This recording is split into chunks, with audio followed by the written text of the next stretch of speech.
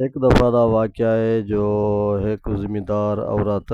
बूटे ते रकबा ॾिती पई हई ते ओ राढ़ नहीं थई तो उन्हें कि असां गरीब हुई साल साला मोटा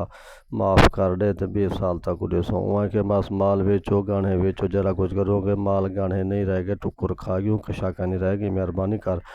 पिछे हुक्म दिते अपने राके को ते अपने में कमदारे को वंजो ही वस्ती को भा लाजो या इन्हें के पैसे गिनो बस ओ आयन पे उन्हें गुआन भा लाई ने हर पासों भा चेड़ पाई मेरी बालें को वजा संभलें ध्यान भेड़ी बिरामे को वजा को लें ध्यान जवान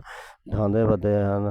बुढ़े टेकियों को हाथ वदे मरेंदे हन चुधारू चिकाट बकाट है भा झड़के पे मरेंदी है घर पर जल्दे पे हन घर में चला थिया सितरा था थिपे दाने अते अटे जा झावलिया मटिया मधाणिया कलोटिया दखिया डोले डोलिया खट्टू बिस्तरे तडिया पड़छियाँ वाण पाए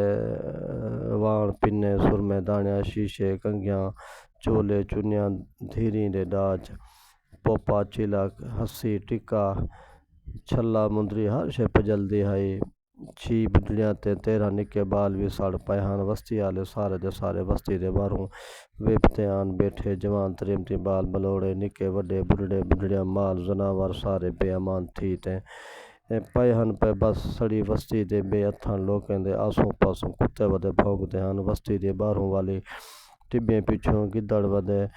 रुड़दे हन भूकारी पई भौंकदी है कहीं कहीं वेले